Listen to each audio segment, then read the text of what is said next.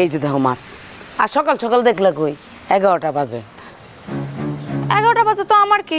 রতন একটা বড় মাছ আনছে বাজার করে, মাছটা কাইটা ফেলো। সংসারে কি আর কেউ নাই মাছ কাটার জন্য? থাকবো না কেন, রতন আজকে ঢাকায় চলে যাবো, ছুটি শেষ।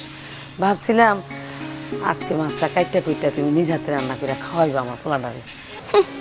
ও মা, অত পিড়িতে আমার নাই। কি হয়েছে মা, তোমার কি শরীর খারাপ?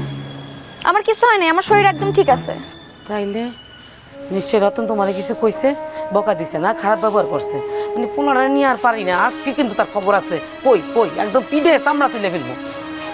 কি অভিনয়! আপনার অভিনয় না আমার খুব ভালো মতো জানা আছে। এই পুরা পরিবারের সবার আমার খুব ভালো মতো চেনা হয়ে গেছে।